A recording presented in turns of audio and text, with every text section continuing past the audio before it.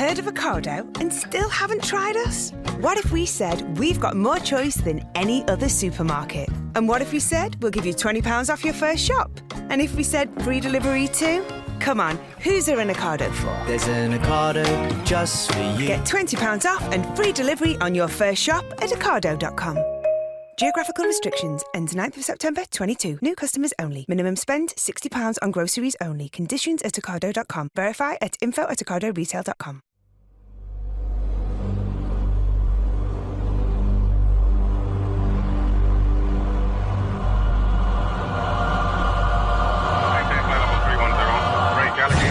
Turn right 30 degrees. It's Indianapolis Center. Do you have any test operations restricted area 2508? Aries 31, roger. Traffic is quite luminous and is exhibiting some non-ballistic motion, over. Roger, Aries 31. Continue descent at your discretion, over. Okay, Center.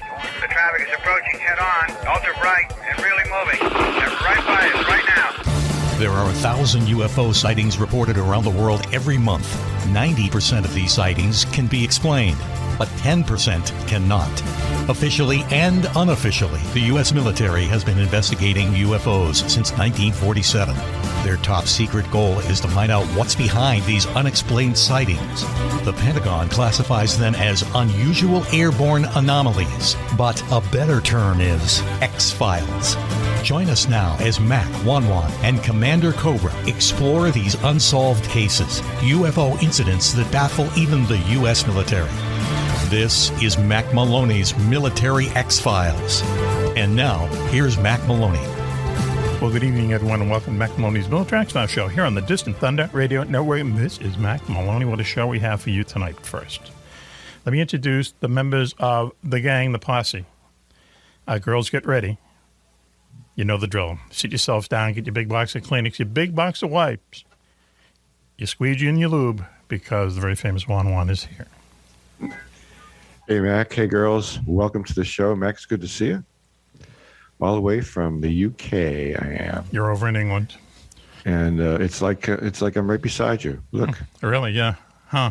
So you've been there 2 weeks. They haven't thrown you out or started extradition? No, you know, I live in a dead end, okay? Let me say this. We're staying with our daughter on a dead end street. Interesting. All right? And like there's this big sign at the end of the road. It has like a big T. It indicates that it's a dead end. Go ahead. But it goes off to the left and to the right. Yes. With a few more houses there. I'm like the weirdo American that lives in the block. Oh, the weirdo Yorkshire American Terrier. In the dead end. Everybody wants to hang out with the weirdo American. Oh, wow. Yeah, I got invited to all the garden parties for the Jubilee. Well, you're like the dancing monk. I'll tell you about that later. Okay. Listen, no Coco tonight. Coco's out saving the country, if not the world. However, we do have a special surprise coming up a little bit later, like about 2 or 3 minutes. But let me introduce, up there in Sideways, New York, our favorite good witch is Raven, is with us tonight. Raven, how are you? Hi, my friends. I'm doing good. Thanks for having me. Mm-hmm. Hi, Raven. Hello. Mac, why do you call it Sideways, New York? Well, there's either upstate New York or downstate, right? Oh, okay. And where she lives is really off to the left a little bit. All right. Okay. It's a weird place. Are there any Amish up there, that part of New York? Yes. Kidding. Not where I am, but like a half hour away. Really? Yeah. Wow. That's a wild lifestyle. So I want to introduce our guests first, and then we have a special personality joining us. Ashley Mysterious is with us tonight. I love that name. Boy, that came out of the blue. She's a friend of the show, and she's someone who has a big interest in UFOs, but she's also works in real estate, and she's going to tell us tonight what you have to be told as a buyer if the house that you're interested in is haunted or has had something nasty like a double murder or something in it. Ashley, thanks for joining us tonight. We appreciate it. Thank you for having me. Super excited. Hi, really? Okay. You look good and you sound good, Ashley. That's what counts, right? Exactly. Half the battle right there. Sounds great on the radio. Raven can tell you that, right? Okay, maybe. See, with guys, you can look good and sound good. It still doesn't mean you just gotta bring it. You know, you gotta bring whatever talent it is that you have. Wow. What time is it over there? 11 o'clock? Yeah, it's getting later. It's Have you had your, 11:30. you've had your bedtime scotch already? I had a nap before I came on. Did you really? Well, there you go. I haven't had a nap since I was 6 years old. How come y'all haven't had a nap? Me neither. Now, listen, this is a special moment for us because the prodigal son has returned. How about that for a headline? He's been away for a couple months, but he's back with us, and we're going to ask everyone to join in and clap him on. Our good friend, Switchblade Steve Boyd. Switch. It's great to be back. Switchy's here. There Good he to is. see you, Switch. Oh, good to have you back. Wow. Is he crying? I think I see a tear there. Do you see a tear there? There's like a little tiny. He's getting tear. emotional. There's a No, little it's allergies. allergy. There's a lot of pollen around. Ashley, look how groomed this guy is. He's been a friend of ours on the show forever, and look at him. It's like he could do a razor commercial. Razor commercial. He could be. He could be the most marginally interesting man in the world. That's right. He could do that. He could He could be probably. in the new Top Gun movie. There you go. Yeah. Let's go down that road. And get I hear sued. that movie's doing very well. Yeah, they're getting sued by two people. They're getting sued by the government of Israel for something having to do with the Why? airplanes. Something to do with the airplanes. And then they did not re-buy the Top Gun story from the people who wrote it way back in the 80s. And they went and they made the movie without getting the rights, and now they're suing. It's going to be a big lawsuit. I don't know why they wouldn't just go and throw the people $1 million and, But, yeah, it's kind of controversial. Plus, the tooth is in it. Now, I wonder if Ashley knows about the tooth. Do you like Tom Cruise, Ashley? No? I'm actually not well diverse in everything Tom Cruise. Mm-hmm. But just to look at him, have you ever noticed something odd about he has a tooth right in the middle of his how some people have, they line up like the teeth in the gap, Yep. right? He has his tooth is right in the middle. Is it? Yes. No wonder I always thought he was kind of funky looking. See, yeah. Well, that's it. You're one of us now. All right, so anyway, I didn't want to bump into Switchy's welcome back. So, Switch, you look good. There he is. Here's a little evidence. I just See? said Right. it in the chat, too. You'd think he'd get that fixed. I'm talking about Switch, not Tom Cruise. So, Switchy, listen. You look like you're very learned. It looks like in your sabbatical that you read a lot of books, hung around, educated yourself. Well, I've been more involved in selling a house and buying a house and moving. So actually, to be perfectly honest, I haven't done a lot of reading, which has been kind of killing me. But if you could see the state of this house right now, you've heard of two men in a truck. They're movers all over the U.S. But these guys were phenomenal. These young kids. And I won't bore people with stories of moving, fortunately. But the one guy did say that he thought I had more books than his hometown library. So, well, you are in West Virginia. The state of this place is like half-built shelves, and it's chaos. I can still barely move in the house. Wow! So remember that Twilight Zone episode with Henry Bemis, and the bomb goes off, and he's got all the stacks of books around the library, and there's desolation. That's what my apartment. That's what my house looks like. Wow, huh? And you're across the street from a cemetery, right? Yes, there's a cemetery nearby, which goes back to the Revolutionary War. Uh-huh. I can see Ashley doing the numbers in her head there, saying, let's see, if you have a nice house, but it's across the street from a cemetery, that's got to be a little bit of a negative, right, Ash? It depends on the person, really. Oh, really? Okay, well, it turns out Steve probably... Right next to it is an auto parts store. So he probably... Even better. He paid over. Okay, so If anyway. you break down by the cemetery, you're all set. Welcome back, Steve. We have something planned for you later on in the show, but you want to tell everyone has really been waiting. What has Steve had just this morning for breakfast? Actually, you have to understand that this is a bit that we've been doing for years. People are very interested. This morning, I had biscuits and gravy. Wow. And some bacon. You did move down south. Went in Rome. In Rome, that's right. Yeah, it's no time. Okay, that's it. Did you make it yourself? Was the gravy nice and thick? Listen. You can get one or two biscuits. Even if you get two, you won't have to eat again until midweek. Really? Is that right? Yeah. Just one biscuit with gravy is filling. I didn't even need the bacon. I mean, it's just an amazing portion. Wow! Food. When you don't need the bacon, you're full. So that's a sin right there. You got to eat the bacon. Come on. Oh, I ate the bacon. Oh, you ate Okay, it. I said you didn't eat the bacon. I didn't finish all the biscuit and gravy. Okay, Wow. all right. Okay, why don't we move on? So we have tonight. How's your cholesterol now? What do you think? That's not up for discussion. What's the over-under on his cholesterol? Probably like 4,000. We have a list tonight because Ashley Mysterious is joining us. She's a real estate agent. And, we've talked about this idea that if you're going to buy a house, what does the realtor have to tell you if there was something untoward that happened in it? Is it haunted? Was there a murder? Was there, this, that? So anyway, in honor of that, we figured we'd do a top 10 list of things that a real estate person would tell you to buy a haunted house. Is that what it is, Raven? I forget the title. Top 10 reasons a real estate agent will tell you it's a good idea to buy a haunted house. Okay, you got that? It's a good idea. Okay. A good idea. Good idea. Okay, here we go. Let's start the music now. And please, number 10, please, Raven.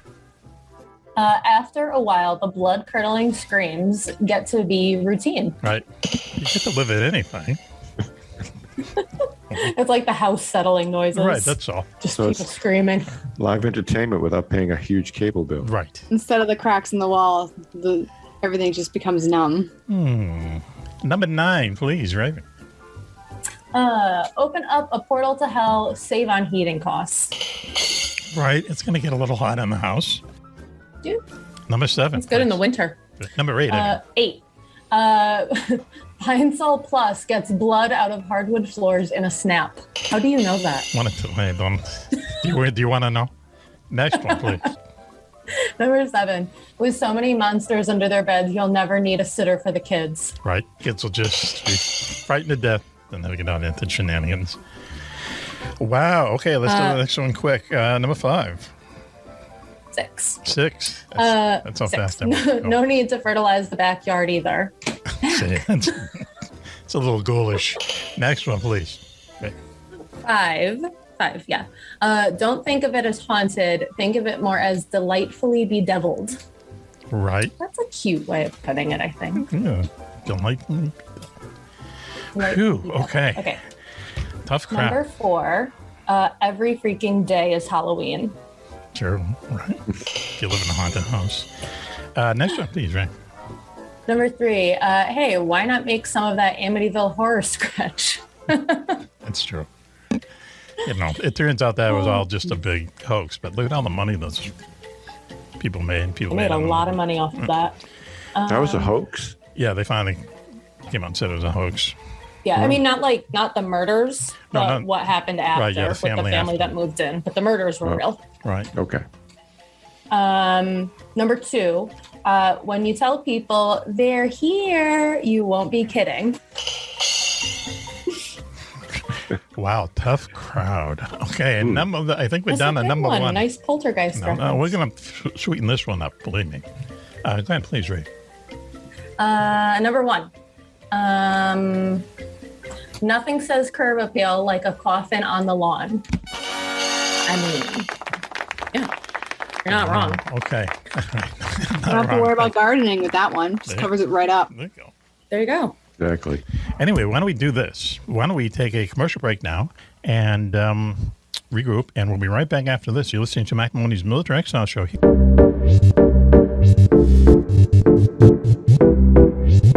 So bun season is on hiatus right now because even though I've had my hair this way since February, I still can't figure out how to do a half up top knot. So I'm having some issues. Interesting. I just can't do the bangs and the bun. It's one or the other, It sounds like a good name for a UK pub. Something. The bangs and the bun. I call it. Nobody take it. No, just kidding. But yeah, That's so it'll get there. Just not there yet. It's a struggle. Okay. All right. Just one. Frog and the tortoise, the bangs and the bun. The ball and the chain. Also returning to the fold with us tonight is our national correspondent, Switchblade, Steve Wood, Switchy. Great to be back. Okay. And you look good. You look healthy. You look rested. You look ready to go. Yeah, I guess I'm rested. I didn't actually get all my stuff. I still had a bunch of stuff in storage. Yes, sir. So I rented a cargo van. I did an 18-hour run. Really? to my storage unit and got the rest of it. It was comical, me trying to cram all the rest of it in this particular van. Mm-hmm. I was slamming the doors shut, and I made it back in 18 hours. And then I took the next day to unload all of it. Really? Yeah, huh? At least I've got, a man has to have his stuff. So I got all my stuff. You do have your stuff. You're right. What do you mean? Yep. By porn? Is that what you mean? Stuff? Porn? No. No, I don't have any room here for porn. Your vinyl collection. That That's I what I believe. left behind. Yeah. I'll have to get rid of some stuff to make room for some porn. Anyway. Wow. A little glimpse into Actually, Switchy's life there. I got a market analysis coming up Friday, and if you walk in the house, it looks like it just got abandoned. Let me introduce. All we took was clothes, 4 suitcases, and some carry-on stuff, my laptops and electronics, and we just left for the UK, British Airways, with the dog. You took that hat, though, didn't you? Sorry, what? You took that hat. Not many people wear that kind of hat over there. That's we right, just I think took they hats. do. Right. Very important hat. All right. Here's we have to introduce our guest tonight. Ashley Mysterious is with us tonight. Ashley, thank you for joining us. Thank you for having me. Now, having a blast. You're a friend of the show, and there's 2 things we'd like to talk to you about. First of all, you're a real estate agent, and also you have an interest in UFOs. So let's just go to the real estate agent thing first. I was talking to our mutual friend Steve about this subject, and this is what it is. If you go out and you want to purchase a house, especially these days, and it's priced, and every price is negotiable, I assume. So, what do you have to, reveal to the prospective buyer if anything, crazy went on in the house? If there was a murder, if it's considered haunted or whatever, what is the realtor's responsibility in a situation like that? So there are actually laws in each different state, and some of them have them, some of them don't have the law. But in Massachusetts, because that's where I am, you don't actually have to disclose if a murder happened or if it's haunted necessarily. Wow. Really? You would think you would. Yes, Wow. especially in Massachusetts. I know. Right. You would think you would. And it says that real property, if the property has been the site of the alleged psychological or supernatural, I can't even say it, phenomenons, you don't have to say it. You can, if you want to market it. It could be a selling point, right? In some cases. For the right buyer, absolutely, because there are those ghost hunters and the people who do want to live in houses that are haunted. You'll never be alone. Never be alone. I should have put that in the top 10. But You'll never be alone. But I know a lot of people who don't want it. They don't want people under their bed. So right. So as a real estate agent, though, how would you find out? Would the people moving out, they wouldn't necessarily tell you, would they? Again, they might tell you. I know I've had one person say they believe there has been someone walking around their house. But again, that might be something they hide because they might lie. You never know. So, but you're saying in other states you have to kind of disclose this info, right? There are some states that have in their like bylaws that you have to disclose that. And is Massachusetts? I'm not entirely. Massachusetts, it says there is a little section on supernatural phenomenons, but some states don't even have that. That's amazing. That to me is amazing. And you can say, if you sell it to the right person, I could see someone digging living in a haunted house, but not everybody, especially if it's true. Mean, yeah, there in Rhode Island, that was where the Conjuring house was. Okay. And everybody knew it. So it was one of those things you can't hide. So you have to kind of market in that way. Right. And I'm sure the house where the Amityville horror took place, it's got to still be there, and how many people have lived in it since, and we know what happened there. So have you ever, knowingly sold a haunted house to somebody? Knowingly? No. Okay. I mean, I have had one where they think they've seen someone. Okay. Or somebody who's lived in the house believes they've seen someone, but there's no. I mean, it's a difficult situation. Right, I can understand that. To have something going on. Right. So well, let's just ask you then. Do you believe in ghosts? Do you believe that there are such things as haunted houses? Absolutely. Really? Okay. How can there not be, in my opinion? Wow. Okay. All right. You mean so many people hear so many things in so many different houses that they all can't be lying? Yeah, especially in like Salem, Mass, where the houses are so old. Yes, right. And Newburyport is where are you? We're in kind of Newburyport centric here. I live a little bit north of Newburyport. Mm-hmm. And the house that I'm in now was built in the 1700s. Oh wow! Yeah. Wow, that's old. Do you hear anything? Is it creaky? Is it spooky? Very creaky. The walls are very thin. Mm-hmm. And I definitely think I've seen something here. Really? Tell us. Share. I've been like up at night and I've seen a shadow out of the corner of my eyes at least twice. That it could be a shadow, yes. But I just think something's there. Raven, you can tell you're working out down in your basement story. Oh yeah. What happened? Yeah, I have like this super creepy, like unfinished basement because it floods where I live. So there's just no point in redoing anything. So all our workout equipment is down there. And I'm working out in between my sets. I'm catching my breath and I walk this way and I just casually glance to my left and all I see is the shadow whiz across my wall and that was it. And I like took a second and I'm like, I'm alone. I'm like, did that just happen? And so I walked back into like my little room and then I walked back out to try to recreate it thinking it was me and I waved my hands and nothing. Absolutely nothing. And I'm like, I took like a bunch of pictures trying to catch something. And I'm like, I want to see this again. So I know like there's definitely something in this house, but that was like the freshest thing that's happened.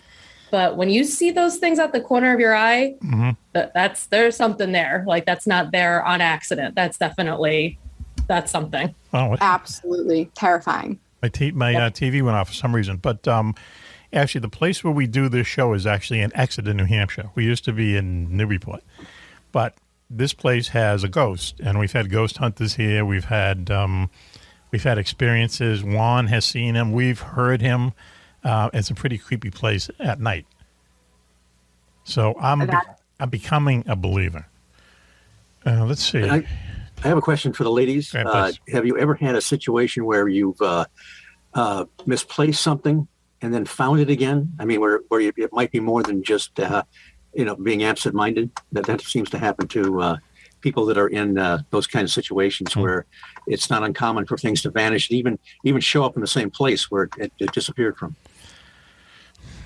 I've definitely had that where I know I 100% know I put something, on my coffee table and then I find it like upstairs on my dresser. That happens here all the time. I'd like to blame it on spirits, but it's at my age, I know it's nothing to do with spirits. You don't know. If you can include me in ladies there, Switch. Just 2 months ago, these little cameras, it's funny, I'm just about to talk about it and it just broke for some reason. I always carry one around in my little briefcase and went to get it, one day to come up to do the show, not in the briefcase. I took the briefcase and shook it and emptied everything out. I put it on the ground and flattened it with my hands, making sure there was nothing in it. Went and bought a new camera. Next time I looked in the bag, freaking camera's there. Right? It's just there. I'm going, damn. And also, in the past, about a year ago or so, in 1 week, we it sounds stupid, but we lost 5 spoons in our house. 5 spoons just disappeared because we used to have 6 and now we have 1. I find that if I'm building a bookshelf or something like that, all of a sudden I can't find the damn hammer. I can't find the screws. I can't find the instructions. Wow. So, I don't know. Maybe I'm haunted. Maybe you're haunted. Okay. So we talked about that's what you can or cannot do when you're selling a house. So it's basically buyer beware, especially in Massachusetts, right? Yeah. Ashley? I mean, Massachusetts is so old. Especially along the coast. Yes, sure, right. And you said the magic word Salem because Raven made a trip to Salem. What was it, last October? I did one in October and I did one in March. And yeah. Okay. And it's funny that you mentioned that because I know I have a picture of this somewhere. I'm going to have to go back and look in my photos. I took a picture of a realty sign in Salem and it said for sale with so-and-so a realty, and then it said not haunted. on the sign. And I thought that was funny because I like, you know, I've gotten so used to living where I do that it's like at this point it like doesn't faze me anymore. So it's like, oh yeah, bring it on, whatever. Oh. And I was like, I remember taking a picture of it. If I can find it, I'll send it to you guys. But that is it's so weird that it's a state by state thing. It sure is. Especially with the supernatural. That's very surprising. A lot of people are skeptical, so I feel like that has to do with it. Mm-hmm. Yeah. And I could just how Massachusetts is, I could see how they would not write, you know what I mean? They would not write a law like that. It was just like so uptight and usually and stuff, and they don't want to be, you know, concern themselves with the supernatural. So, actually, do you know, was there ever a time when you had to disclose it and then they kind of took it off the books, or has it always been that way? I'm not entirely sure. Mm-hmm. Okay. It's been like put on and then taken off and put back on. That's how it is. That's very strange. So anyway, so now how did you have an interest in UFOs and paranormal and so on, it seems, right? Mm-hmm. Okay. Yes. And how did that begin? I guess, well, for paranormals, I've always been a kind of skittish person when it comes to the dark. Oh, okay. So I would go down rabbit holes and looking into it, which would never help. Really didn't help. Scare myself into a corner as a kid. Oh, yeah, huh? Did something like that. Terrible. Interesting. Especially with all those movies. Yeah, okay, the movies had an effect. Like what, like with the Freddy Krueger movies, or is that too old school? I wouldn't say Freddy Krueger, but, you know, like Poltergeist as a kid. Oh, yeah, sure. That's a scary movie, no doubt about it. How about my favorite movie, The Others, with Nicole Kidman? You know that movie? It's a good one.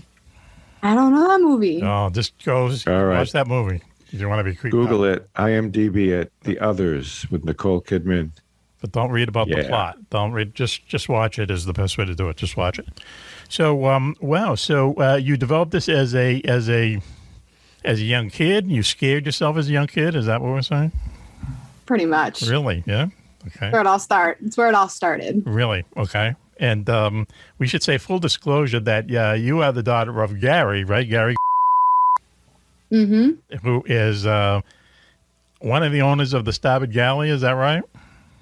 Yes. Okay, which is part-time home away from home, as it turns out, because we used to do the show right around the corner. And, like, you know, we would fall out of the radio station and fall into the door. Starboard Galley. Nice place.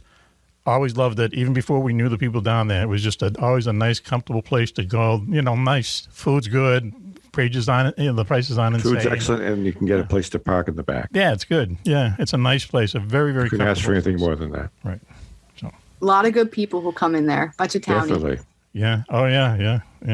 You really get to know everyone who comes in that door. Yeah, I'll bet it seems that way. And you can see that there are waitresses there. I hate to say it, put it like this, but who have been there for a long, long time. And you just think, well, it must be a good place to work if they've been seeing her here for 20, 30 years. So, yeah, well, they've always been good to us. So, anyway, so you scared yourself as a kid. Did you keep a diary of when you were scaring yourself as a kid? No, not one of the things I want to remember. Oh, wow. You could probably publish that now, though. And make $1 million. I could, only. Okay. Only I was smart enough. And do you still scare yourself? No, now I got the dog. The dog does the scary. Dogs ward off evils. Oh, I see. Okay. All right. And what kind of dog is it once more?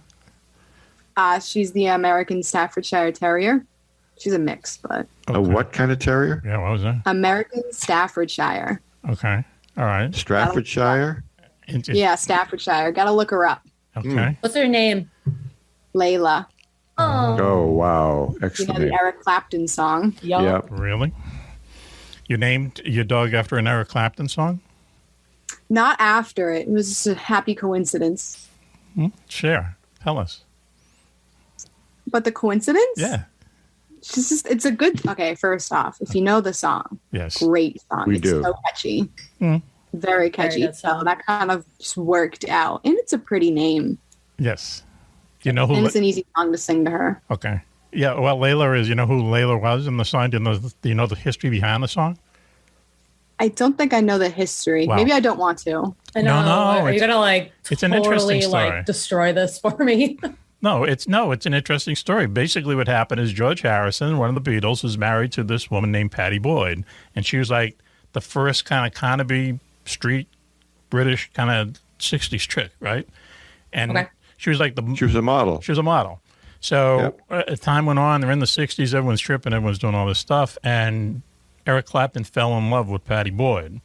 And it was like love for 2 years, like just that kind of, can't have her, can't have her. So he found out that there was this, how do I know this stuff? This Iranian fable having to do with Layla and her boyfriend, who was the exact same thing. He really loved her, but he couldn't have her. So he basically, when he's saying Layla, he means Pattie Boyd. And eventually they did get married, right, Juan? Did they ever get married? Because I thought so, yeah. George and Pattie Boyd broke up. Yeah, I think they did. And then they get divorced like 6 months later if that happened. Because Eric Clapton is the... Matt, didn't she have somebody else write a song for her as well? Yeah, there's probably 2 or 3. Well, he wrote something for her, yes. She was interviewed on some, I don't know, CBS Sunday Morning or something, and there was another rock star that wrote a song for her. Uh-huh. And they asked her what it was like to have two songs. Well, George Harrison wrote a song for her in the first place. Her husband. Okay. Yep, he was in the Beatles. Pattie Boyd, if you recall ever seeing the movie Hard Day's Night, was one of the girls in the train that, are hanging out. And I think Pattie Boyd, had one line in the movie. Yeah. Oh, okay. Looking pretty cute. A little Carnaby Street girl, Switchy. Her and her girlfriend. The Beatles were a group from Liverpool in the 60s. Okay, they were big. We'll tell you about it later off air. So, actually, do you read? Do you still watch scary movies? I'm interested in this now, especially the real estate agent. Isn't the paranormal? It's cool. There's your show. There's your reality show. A real estate agent who's into the paranormal. Is there? You think there's any agents who sell just kind of haunted houses or whatever? Is there a specialty? I don't know if there's a specialty because I don't know how many people, how many haunted houses are for sale at a time. That's true. Right. It might be I unlimited. feel like they made a movie about that, like a comedy. It was like a really dark comedy on Netflix like a couple years ago. And it was this guy that only sold haunted houses. I'm going to have to find that. I think you're right. That rings a bell. It was like a really dark comedy, but it was funny. It was called Horror and Escrow. Escrow is something. Yeah, that's probably what it's called. Never understood escrow. Anyway, well, listen, why don't we do this? Let's take a quick break now, and we'll be right back after this. You're listening to Mack Maloney's Mill Tracks. I'll show you.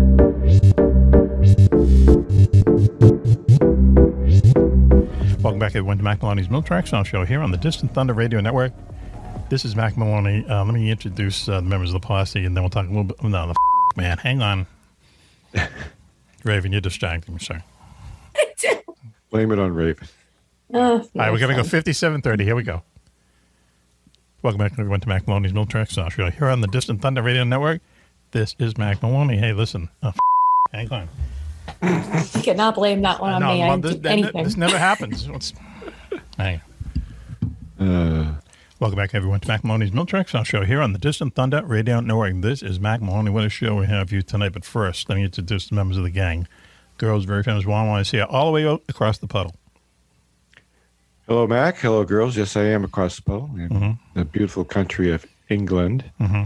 But you've already revealed to us that you're the weirdo American who lives at the end of the lane, right? Yeah, everybody, avoiding you. It's like, who's this guy that just popped in with that funny accent? That's not Boston. No. They know that I don't have a Boston accent, but they just can't place it. Maybe it's a Charlestown accent. I just don't. I was told I didn't even have an accent. Yeah, listen. How about that? No Coco tonight. Oh, they're just being nice to you, believe me. No Coco tonight. He's out flying around saving the world. And but our good friend Raven up there in Sideways, New York, is with us. Raven, how are you? And my friends, I'm doing great. Thanks for having me. What's your drink du jour tonight? We didn't even ask you. I got my Kolsch, obviously. It's still Kolsch season. Kolsch, is it really? Yeah. What's that, banana beer or something? Bananas in it? No. What? It's ruby red grapefruit. Ugh, what's worse? Banana beer. Well, it's banana beer sounds pretty good after grapefruit beer. So also with us is Switch is back with us, and let's give him a clap. Just because if we don't, we'll sweeten it up. It is great to be back on the show. I'm coming from West by God, Virginia, inches from downtown Point Pleasant. It's just okay. And do you want to make the big announcement now that you've been hired by local business? I'm a gainful employee. I've been a man of leisure for a few years, but now it's part-time, but I'm working in the Mothman Museum. All right. Okay. Now, the Mothman Museum was founded by Jeff Walmsley. Yes. Jeff and Carolyn Harris founded the Mothman Festival, which occurs every third weekend in September. Yes. And he was about 6 years old when all this happened, when they started seeing the Mothman, when the bridge collapsed and so forth. Okay. And he's been collecting for years. He's done a phenomenal job putting this together. The thing is that the people that work there, they really don't have a lot of time. You know, some people have a lot of questions about the folklore and the history. So I'm the guy. I usually am there on weekends and at peak periods if they have like a bunch of kids coming in from school or whatever. Okay. I'm there to answer questions. Hang on a second. That's great. It's Mothman calling in. That's a blast. It's it's really a lot of fun talking to people. This is like your dream come true. I can actually walk to work from here if I want to. That's I walk amazing. past the memorial of the Silver Bridge. You look down to the sidewalk, and the 46 people that died in that tragedy, their names are there. You can look up at the flood wall. Thank God I'm on the correct side of the flood wall, just in case. You can see there's a beautiful mural they painted because back in the old days, the Silver Bridge that collapsed on December 15th, 1967, that's where it went from 6th Street over to Ohio. Yes. So they painted this incredible mural of all the dead with the people. perspective. It looks just like the Silver Bridge looked back many, many years ago. Let me introduce our other guest, Ashley G. No, sorry, Ashley Mysterious. Her middle initial is G. Ashley is a real estate agent who believes in paranormal. I think that's a correct way to describe you. Absolutely. Right? Okay. All right. Thanks for having me on once again. Is it what you were expecting? Everything and more. Oh, wow. She does sell houses. Okay, cool. That's funny. So we were talking about earlier how if you live in Massachusetts, real estate agents don't have to disclose to you whether there was like a murder in it or whether the house is haunted. But that's not true in other states. And also that you scared yourself as a kid, and that kind of awoke the interest in the paranormal, right? Stays true to this day. Unfortunately. Let me ask you a personal question, though, Ashley. Here we go. Let's say you have an 1850s property way up in New Hampshire, where the previous owner in 1850 who built the place, that part of the town was named after him. Okay, and he was married 4 times, and 2 of his wives are buried on the property. Would that raise any eyebrows? What did he do for a living? Tell her, please. He made knives. He's from Scotland. He made knives for the butcher and shoe trade. Coburn, F.W. Coburn. Inscription on it was called Coburnville. That part of New Durham was called Coburnville because it was his own city. Post office, workers lived there. The family lived in the house I lived in. She's thinking. Made his knives from water power from a stream that runs through our yard. It's like our stream. We have riparian rights to the stream. Okay, but. And it was dammed up and used for water power. He was green before it was cool to be green. Yeah, but let's look at wiring in the barn in the house. That's from that old wiring. Isn't it the 4 graves that would raise the eyebrows? It's two of the graves were his former wives. I mean, they both died from consumption, which was a common problem back in the day. Yeah, I'd like to meet the real estate agent who sold it to you, because did they disclose any of this stuff to you? Hell no. No, sir. Okay. Well, we knew about the graveyard and stuff, but we could have cared less. Listen, I'm not caring less. We said it's charming. Let's move in. I need the barn. Okay, the barn is cool. Okay. Nowadays, ahead, I feel like it's hard to hide anything because the internet. Mm-hmm. So you could always go on the Google and search the address, and you might find something on whether it's haunted, whether there's been a murder. So you might not. I don't know New Hampshire laws, but I mean, if you were to say nothing in Massachusetts, you can go online. Wow. And if if the people found out after they purchased the house, they really have no recourse, do they? Yeah, you can't go back at it. Wow, man, that's a reality show. I'm telling you, that's a reality show right there. Let's copyright that one. So listen, Switch is back, and so of course we had to write a top 10 about you, Switch. Okay, to fill in 12 minutes. Is that okay with you? Yes, it's okay. I wish you'd asked me, a little sooner, but it's okay. Okay. Raven, I think you have the list, right? I have the list. Switch's Liz calling. Hang on. So, in honor of Switch coming back, we wrote a top 10 about Switch. Why Switch came back to the show. Raven, you must have the top 10, right? I do have the top 10. What is it? What's the title again? Top 10 reasons Switch has returned to the show. Okay. Yeah, you're right. All right, start the music and let's go.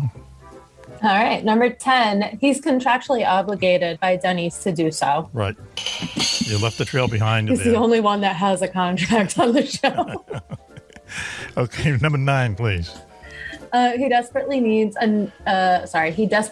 new pictures for his shrine to Raven. Oh, come on. That's really inappropriate. Where did you put the shrine if the new house is smaller? Wow, that's why I need a whole room. That's why I haven't found my candles yet that I have to light when I put up the pictures up. So I don't know what box they're in. Wow.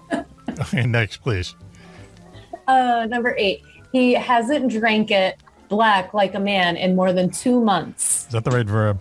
Okay, you haven't, right? Switching?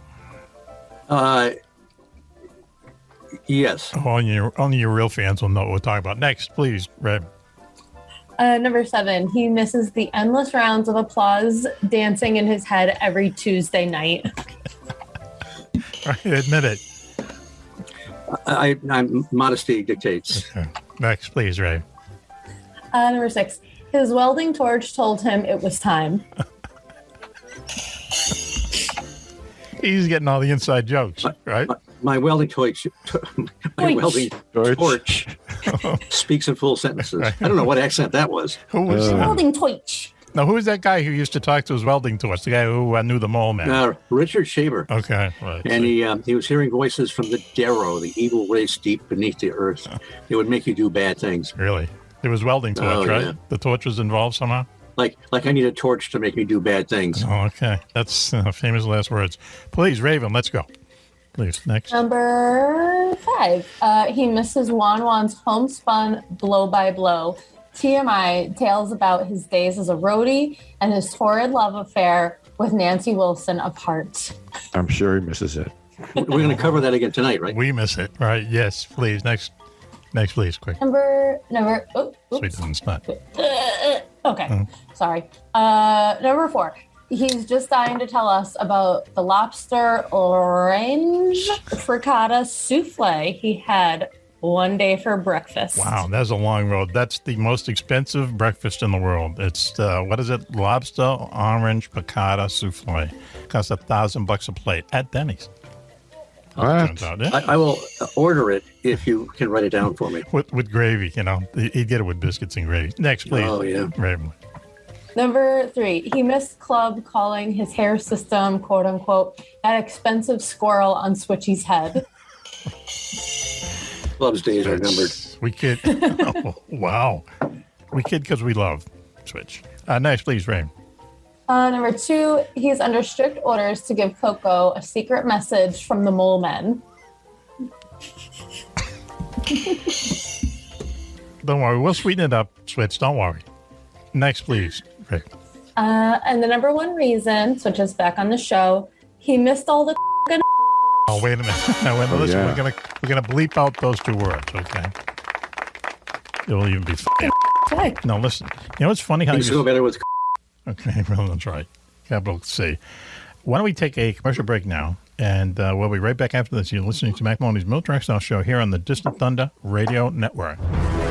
There's a monster in Tokyo Bay, hundreds of feet tall and breathing fire. It's able to destroy whole cities, sink entire battle fleets, and knock swarms of jet fighters from the sky. But there's another even more dangerous resident of the bay.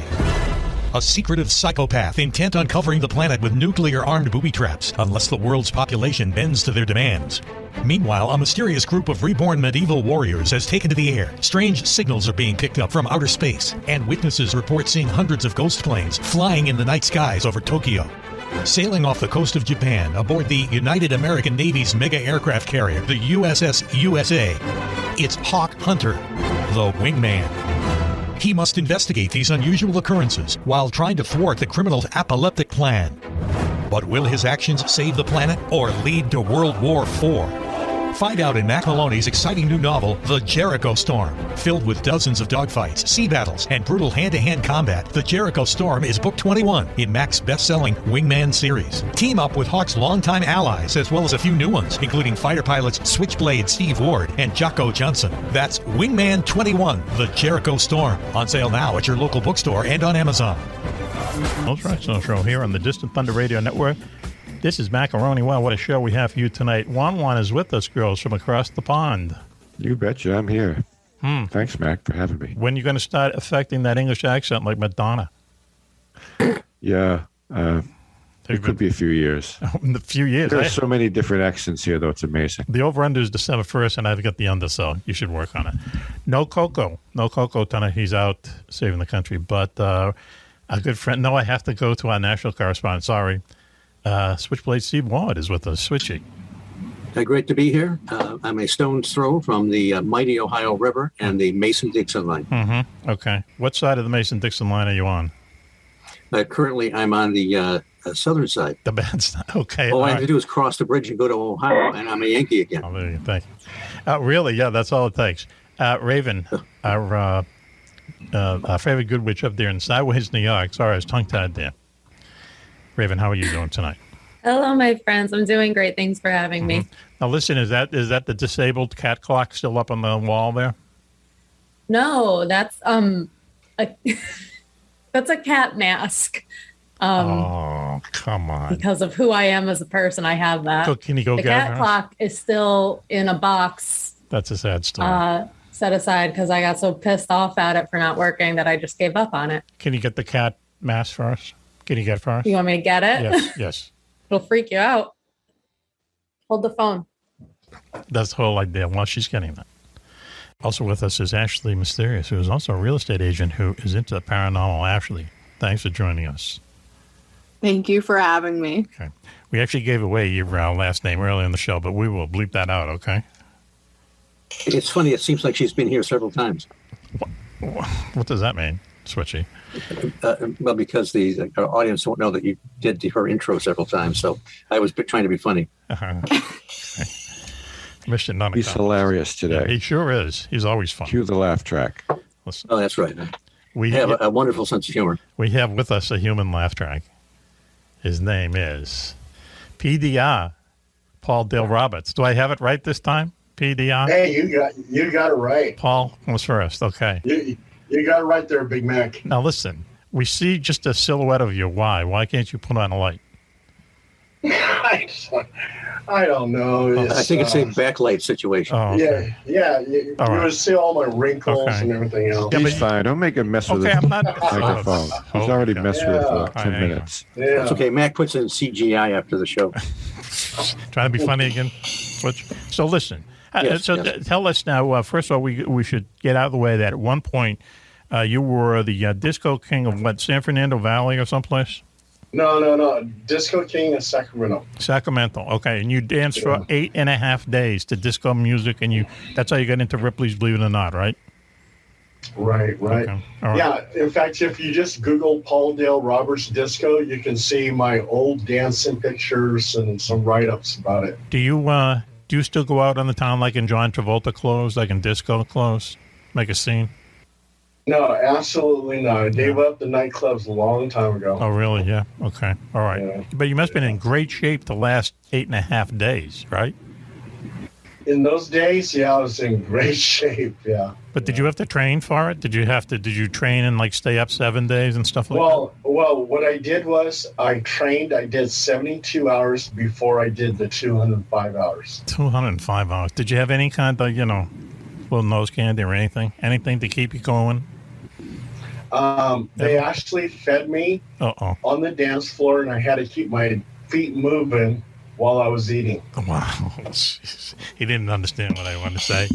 That's okay. So do you remember the songs? Did they just keep on playing the same song over and over? They had a DJ. They had a band there. So they played a variety of disco music. Wow. There is a variety of disco music. That's interesting. So I have a question. Go ahead. Were you ever forced to disco duck? I did dance to that at one point in time, but I didn't like the song. That's embarrassing. Anyway, so then you went, did you go in the Army after that or before? In 1979, when disco died, and after I got the Guinness Book of World Records, then I went back into the service. Okay. And then you came upon some real UFO photographs from orbit, right? Yeah, that's when I got into, I was a 97 Bravo military intelligence, and I was stationed over at Yongsan Barracks in South Korea. What did you see? Is some paperwork that came in and some photographs that came in, 6 photographs of unidentified flying objects that were taken by reconnaissance satellites and reconnaissance planes over in Osan Air Force Base. And these hot rolls showed these 6 photographs of different type of UFOs, cigar shape, saucer shape, and globe shape, on and on and on. And so, and on the back of the photos, it said intelligent movement. So that showed me that military intelligence, even though that Project Blue Book closed down shop, they were still investigating UFOs and trying to find out what they were. All my job was to give those photographs a number, and it went to, from there, it went to the CIA, and then it went to the DIA, Defense Intelligence Agency, and then it went to the CIA and disappeared. But you just happened to come across these, right? I mean, there could be thousands of these things. You just happened to see 3 or 4 of them. Well, those 6 photographs were given to me, and I was at the Photo Interpretation Center in Korea. They were given to me just basically to give a number. I give a number to those photographs. And it was something that you couldn't discuss. I couldn't discuss it with the people that I was working with or anything like that. My job was strictly give it a number and pass those photographs on to the DIA agent. DIA is the Defense Intelligence Agency. Yeah. Right, like they're kind of like the military CIA. So, and did you ever report? You've written articles and stuff like this about it, right? Right. I've written numerous articles on it. So yeah, the information's out there. I mean, did anyone ever come after you and say, "Hey, you're going to lose your pension or anything because you've written about this"? They ever threaten you? No, never was threatened. And even if they did, then it would be like them admitting to the fact that what I'm saying is true. So yeah, sure. Yeah, they never came after me. So listen, you must have read that article that we all read, right, a couple of days ago, where that guy actually figured out how many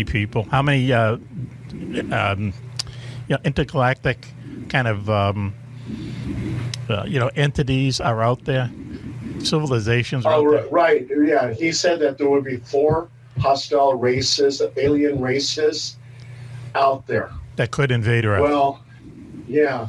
And if you look at things, we have 195 countries on Earth.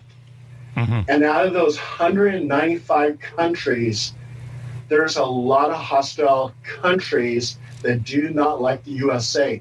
So I believe there's more than just 4. Mm-hmm. I believe there's a whole lot of them. And there is one race, maybe a level 5 race of aliens that are keeping them at bay. Mm-hmm. And you can see that the aliens had some kind of difference, some kind of thought process where one alien race had an idea of what humankind should be like on Earth. And then they fought these other aliens, and that happened in 1561 in Nuremberg. Well, that was that UFO battle that they had. Yep. That people were seeing different type of UFOs. They saw a cone shape, they saw disc shape, they saw crosses, and they were all battling each other in the air. And some of them were actually seen crashing down.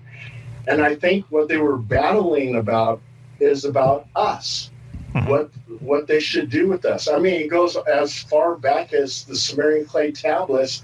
When you look at Enlil and Enki, where Enlil is saying, hey, I'm going to order this flood. I'm going to destroy humankind. Yes. And Enki says, hey, wait a minute. I kind of like what I created here. And that's when the story of Noah's Ark came about. Are you saying Enki? Enki? Yeah, Enki. Yeah, Enki. Wow, what a name. Anyway, yeah, that kind of recreation myth kind of goes through a lot of religions, that there was some kind of great flood, great war or whatever. But that thing that you referenced in Nuremberg, I mean, this really happened. This got to the point where civilization was at a point where they actually had newspapers back then. And instead of pictures, they would do wood carvings. And there's an unbelievable wood carving of showing there's nothing else it could be except like a battle between UFOs over the city of Nuremberg that went on all morning. People was like thousands of people in the streets just looking up and watching this thing, wondering what the hell is going on. Is that basically it there, Peter? Yeah, basically. Yeah, that just tells you the aliens are not all on the same page. There's disagreement. There's something going on. And that the battle has to be about Earth, and it has to do with mankind, with us. So you could probably have aliens there who said, hey, let's destroy them, let's start all over again. And there's one alien race, this powerful alien race, and saying, no way. Wow. We're going to continue to let them live. It's going to be like a galactic zoo.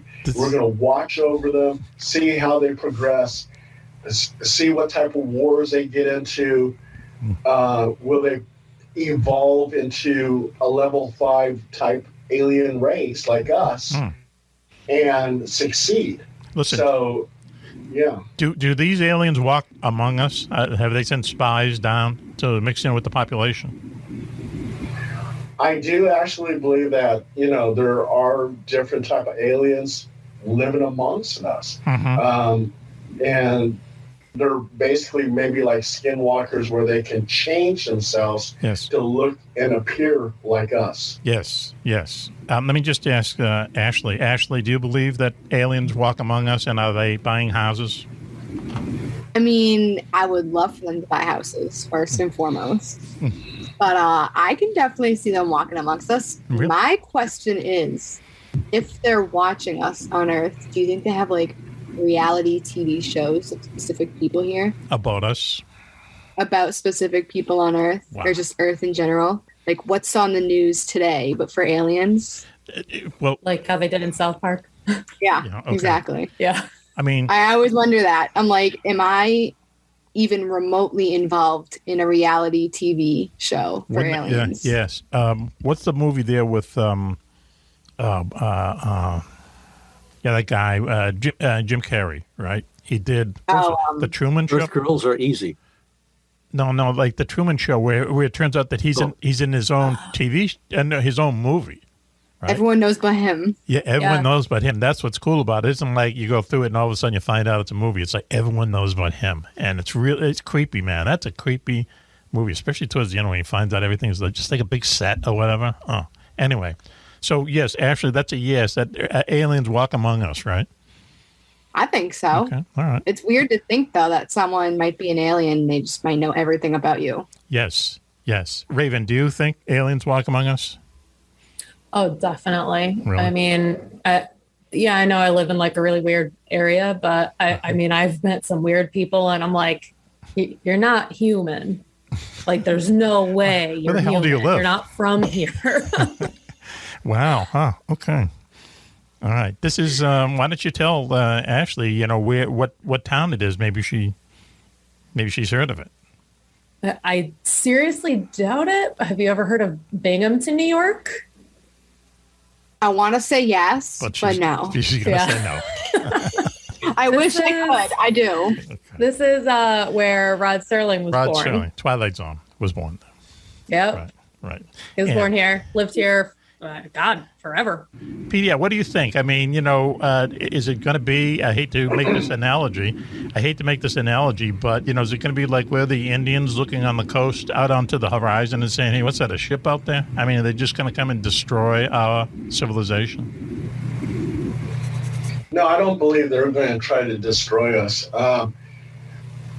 I really believe they want us to evolve to be like them. And, there's indications like in the Bible where God made man in his own image. And I think they see us like children. They want us to progress. But why would they bother? Why would they also, bother? too, they can do anything they want to do.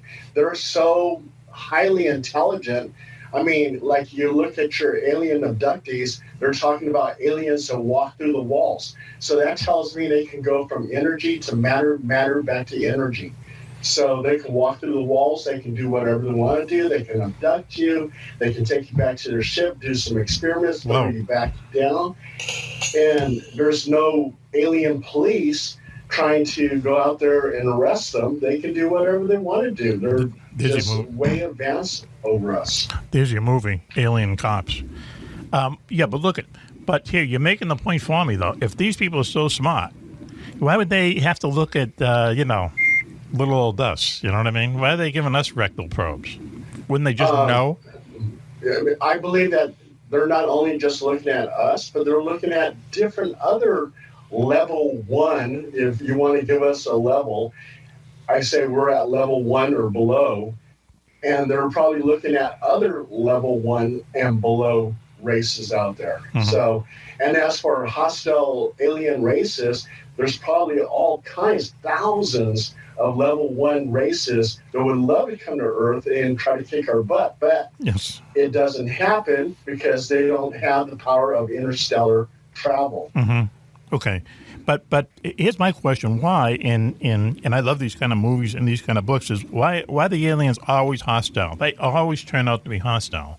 They're never good. I guess you don't have a story if they come and they're like angels. Because you look around on Earth, okay, and you got the USA. Let's say we're the good guys, but you look around, everybody hates us. You got all these countries in the Middle East. They want to terrorize us. Yes. You got Russia. Yes. You got countries over in Africa. You got countries over in South America like Venezuela. They don't like the USA. You look in North Korea. You got all these different type of people that are they're very much our enemy. Right. So when you have these movies of aliens, they always depict them as being hostile because there's probably a lot of hostile aliens out there. Wait, so you're saying the Russians are rooting for the aliens in any kind of the Alien Attacks the Earth movie? Now, well, even let's say the Russians are the bad guys. Go ahead. Aliens, these highly intelligent aliens, they could really care less, if they're bad or they're good. We're in this galactic zoo, and they're watching over us. And like I said, they're watching us. They're trying to see how we're going to progress. As a paranormal investigator, I've actually interviewed people who claim that they are aliens. So I've actually got stories out there, and some of the things that they came up with. I mean, Brad Steiger, who's a very well-known paranormal author, looked at some of the stories and placed some of the stories in his books. And some of the information that they provided is you would think that they are somehow extraterrestrial. Right. Yeah. Well, I've met a lot of people like that. Yeah, I can believe. The thing that those guys actually came up with, too, Bud Hopkins and also John Mack and those guys who interviewed, who hypnotized people who said that they had been abducted. And after John Mack died, and I guess after the other guy died, too, Switchy probably knows more than me, their wives... Bud Hopkins died, too. Bud Hopkins, yeah. Their wives collaborated on a book, I think. And in it, they said that they hypnotized people. He was in Florida. John Mack was in Boston. The other guy was in Seattle, I think. They purposely kept away from each other, just so you wouldn't kind of taint the water. So, they talked to a lot of nuts. They hypnotized a lot of crazy people, but they did hypnotized a few people who told a legitimate story. And what was strange about it, we talked about this on the show before, is that both of them said that the aliens had tattoos. Okay, now, have you ever heard that before? No. I've never heard of that. Okay, so no, I never heard of that. How do you make? I'm still over there looking at Switch. He has this alien behind him. That's a scary looking alien. Remember, that was the Twilight Zone episode, To Serve Man. Oh, that's right. That's right. Okay, I knew it. He was familiar. I thought he would be appropriate for. I guess that you don't get more hostile than having you for a snack. Right. Wow. Okay. So listen. So, PDS. So, it sounds to me like you say that if any aliens, invaded us, that we don't have a chance, right? They're just going to walk over us if they wanted to. Oh, absolutely. Yeah. So we're in a game. The whole Matrix thing. I've never seen the movie, but just from what I hear about it, I understand they that. Gave you the DVD for crying out loud. Yeah, I know. 10 years ago. Yeah, I know. Who knows where it is? Seen the Matrix? No. Who knows where it is in the stack of DVDs in my room? But look at, but just from what I've heard about it, and we used to have that guy on at the beginning of the show. Remember that guy, that guy down in New York there, Wani? Gray Scott. He was a futurist, okay? And he would kind of lay out all the stuff that, would happen. And he said, that he predicted Wi-Fi, he predicted robots. I mean, he just predicted a lot of stuff because he did a lot of reading and stuff. He went down to Peru, he ate the peyote and all that kind of stuff. Just like peyote will do it. That's crazy it right there. But he went through that whole kind of life thing, But yeah, we should have him on again because he just predicted a lot of things, and he didn't have any kind of special power. He just read about a lot of stuff and made good guesses of what's coming in the future. Anyway, so PDR, what's going on in your life? Well, we just recently, I was a location scout for Ghost Adventures House Calls, which is a new type of TV show that they have where they make house calls. Oh. And the episode Auburn in Hell. So I was the location scout for that. So, and that was a very interesting case. Yes. The lady, she lived on property that was Native American Indian settlements that were there many moons ago. And so a lot of things were happening. We got an EVP, electronic voice phenomenon, of Native American chanting. Yes. So that was very, very unusual, and there was historical rocks from the Native Americans there and stuff like that. So, so it was a very interesting episode. You won't see me on the episode, but I am credited as a location scout. Oh, really? Yeah, cool. You knew where to bring it. Has the episode been aired or what? It's already aired. Yeah. It's already aired. But you can probably catch it on the internet. YouTube. Yeah, how? Yeah. Is your wife in it?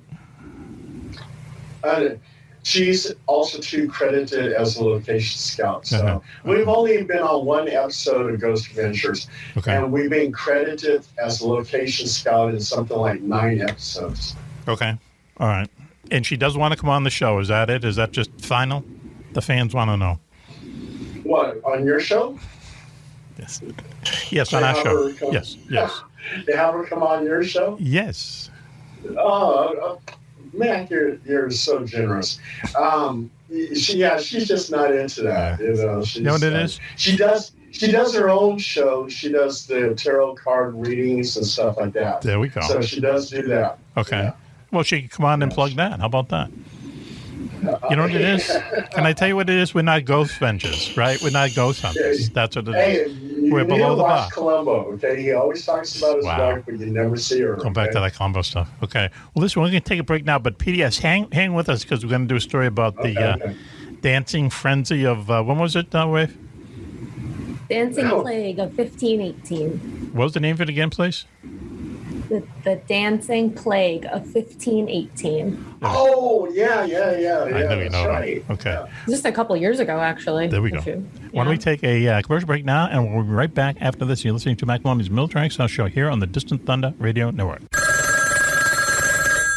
British Secret Service. Hello, Moneypenny. Hello, 007.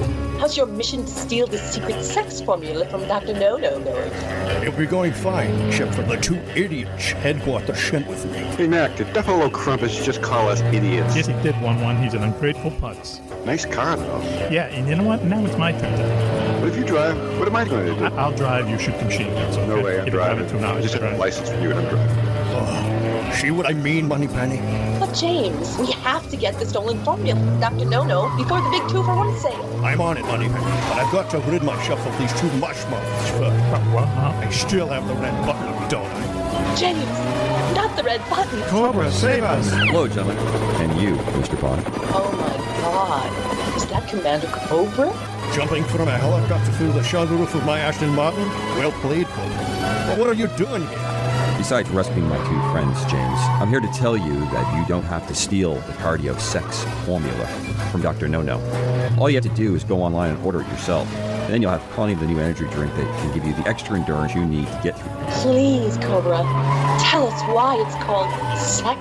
It's called SEX, for Strength Energy Accelerator. And it's easy to use. Just mix a scoop of water, shaken, not stirred. 30 minutes before you start your workout, and you'll find you can last longer and feel all around better about finishing your regime. Oh, my. And the mix comes in many different flavors. My favorite is passion fruit. Mine too. Why, you little trollop. Hey, Mac, look at all these buttons. I wonder what they do. I don't know. Push one and find out. Not the big red one. No! Jeez, I hope he's wearing his rocket belt. Guess not. That's SEX, Workout Dietary Supplement, available only through Cardillo USA. Visit cardillousa.com for more details about our big 2-for-1 sale. That's CARDILLO USA.com and get some sex today.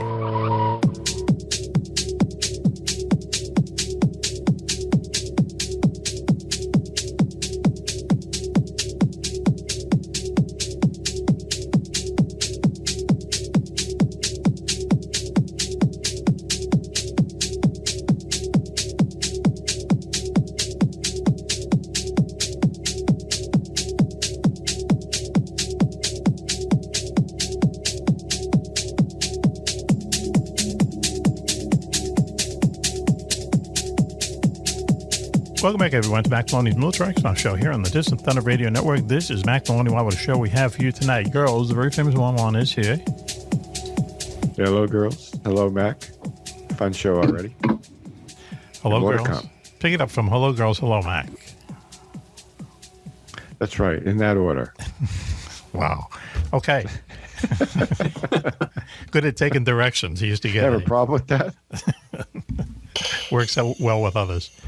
Also, no Coco tonight, out saving the planet, but Switchblade Steve Ward is with us, back after a sabbatical.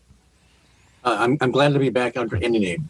Okay, all right. And did you call him a Sling Blade? Sling Blade. I like mustard and I like mayonnaise in my taters. Wow. Okay. Raven, up there in Sideways, New York, save us. How are you doing tonight, Raven? Hi, I'm doing good. Thanks for having me. You were showcasing that cat of yours there, Friday. What's his name? Friday. She's a sweetie. Okay. They're all sweeties, right? If you own one. Yeah. But she's the sweetest sweetie. Okay. We understand. We do. Also joining us tonight, surprised she stuck him around this long, is Ashley G. Mysterious. Like putting all three together. She's a realtor.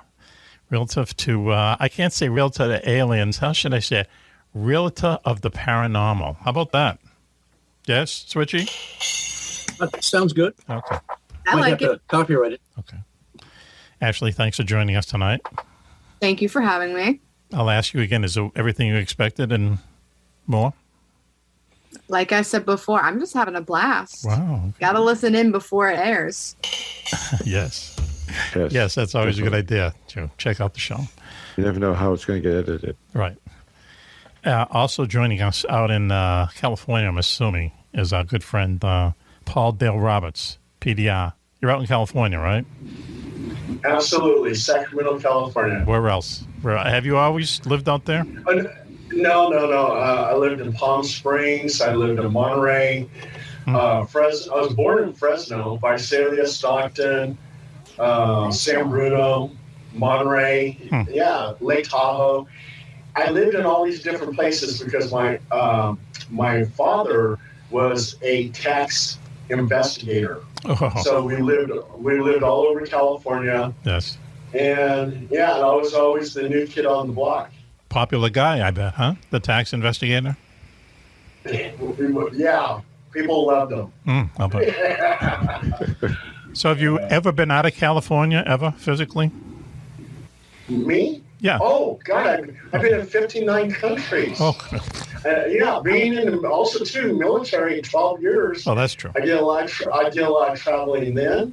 And then on my own, the travel bug bit me. So I was going all kinds of places. I've been to Moscow, Russia. I've been to Auckland, New Zealand, Guatemala. You name it. I've been to a lot of places. Right.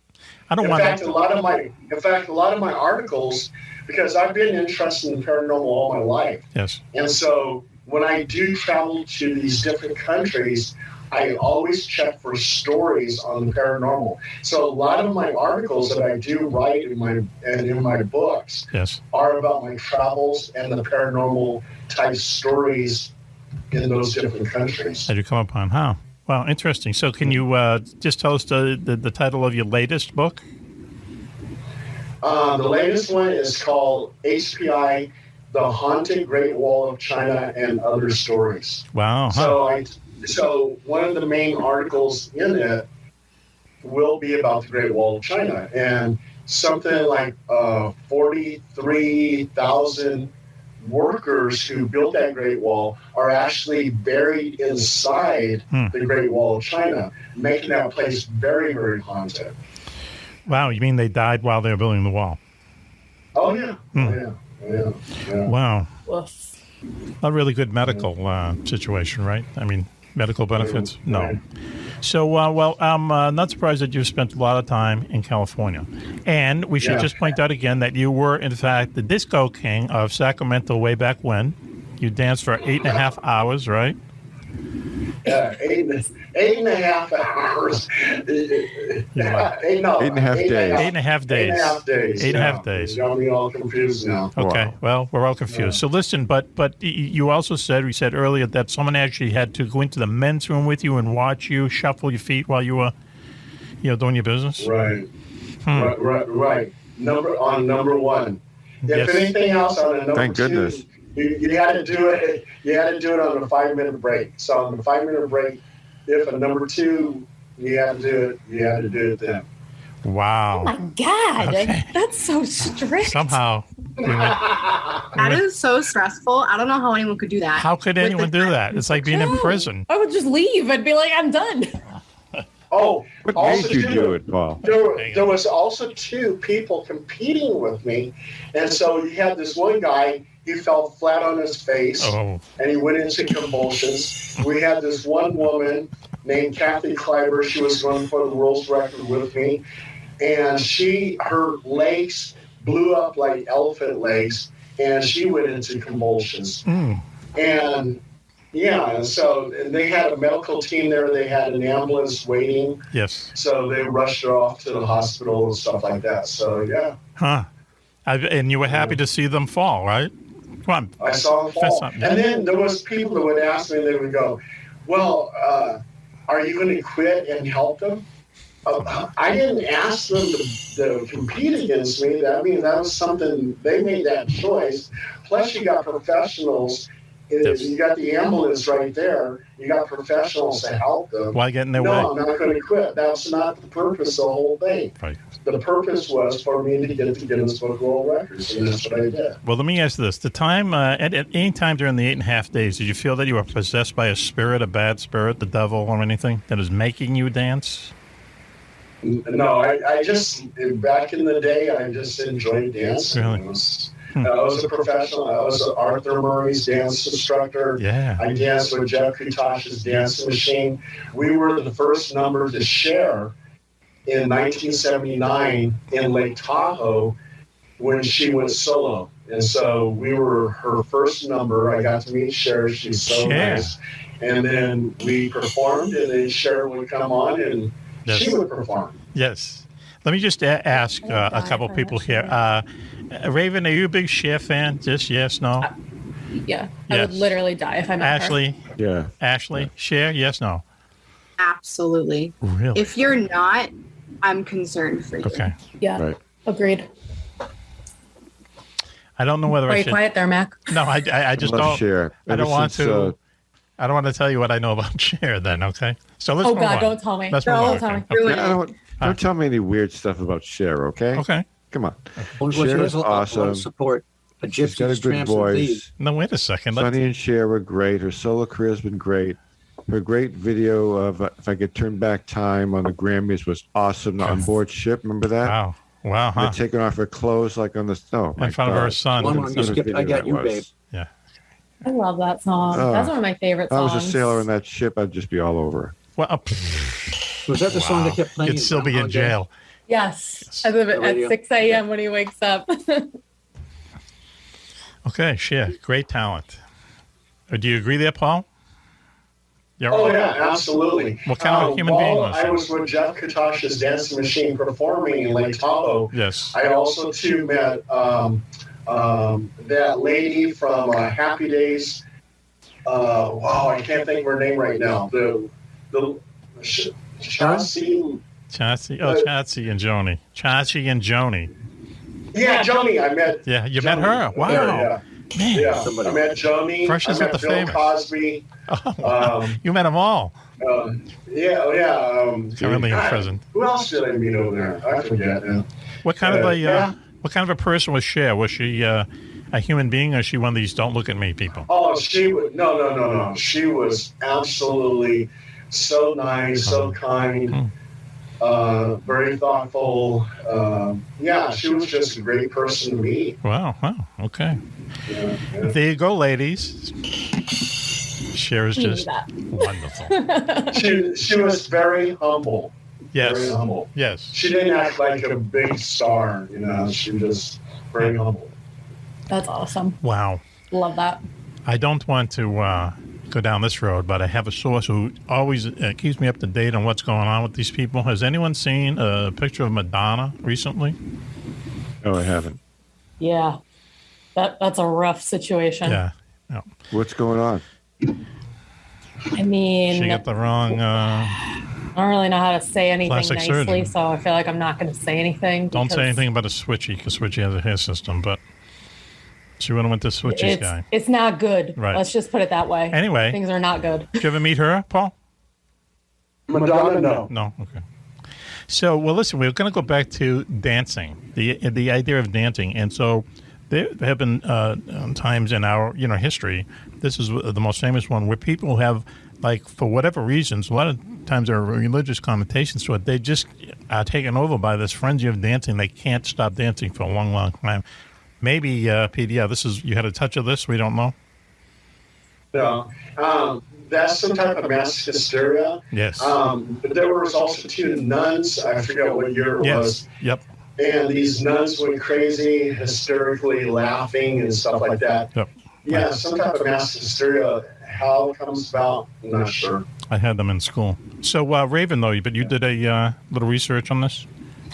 Yeah. So I'm talking about the dancing plague of 1518. So from July to September 1518, citizens of Strasbourg, France, were plagued with dancing mania. The uncontrollable urge to dance started when Frau Troffia, pretty sure that's how you pronounce it, she stepped into the street and just began to twist and twirl and shake, and she was completely unable to stop. Her solo dance-a-thon went on for about a week, and before long, over 30 residents of the town had joined in. The local physicians had no explanation for this, so they blamed the mania on hot blood and encouraged the afflicted to gyrate the fever away. So in an attempt to cure these plague dancers, the town actually built a stage, and they hired professional dancers and a band, hoping that this would kind of speed things along. Unfortunately, this had the opposite effect, and more townspeople ended up joining in. Sadly, many of the dancers began collapsing from exhaustion, while others died of strokes and heart attacks. Now, if you're thinking, why are you wasting our time with this? This sounds made up. Hold your prunes, because it's 100% real. This is documented in 16th century historical records. And it's also not the only one that took place. Other bouts of dancing mania were recorded happening in Germany, Switzerland, and Holland, but they were not as large or as deadly as this one in Strasbourg, France. So why would these people dance themselves literally to death? It's believed that the victims of the dancing plague could have been cursed by Saint Vitus. He's the patron saint of entertainers. There's not tons of information on him, just like the very basics, which is super weird because he was born in the year 290, and I feel like that wasn't that long ago, so it should be really documented. But he was born in the year 290? Yeah. Okay, go ahead. It was like a couple years ago. What we do know is that he died in the year 303. So I kind of have a theory is that, these people were cursed, if they were cursed, I should say. Yes. They were cursed by a 13-year-old who probably thought that it was hilarious and maybe didn't think that there would be repercussions. Yes. And that was if they were cursed. But you also have to take into consideration disease and famine, because it is that those horrors alone could have triggered the hysteria. Yes. As the people's bodies weren't in like the greatest of shape. Right. Yeah. It's also been theorized that the dancers could have been members of a cult, or that they accidentally ingested ergot, which is also known as Saint Anthony's fire. Yes. And that's a toxic mold that, if consumed, can cause spasms and hallucinations. And this was the problem because it would form in those musty places on bread, and then people would eat the bread. And so that's another theory. Right. Dancing mania also could have been a completely social contagiousness, kind of like social smoking, if you think about it, where the residents of Strasbourg saw Frau Trophia dancing and maybe they just wanted to join in. But that's... So records of the death toll vary. The city of Strasbourg records did not mention a total number of deaths, but also, but other sources claim approximately 15 people died per day. Jesus. I think that's pretty high. Yep. So I'm not sure if that's like legit. But other sources I read state that the death toll after all was said and done was about 400. So over a 3-month time frame, that seems more accurate than 15 per day. Okay. Unfortunately, it's also unclear if Frau Trophia succumbed to the dancing or not. But I like to think that she made it out okay. And that is the dancing plague of 1518 in a nutshell. So, wow, I got a million questions. So, are they dancing 24 hours a day, just continuously, like from my understanding, if they did stop, they would.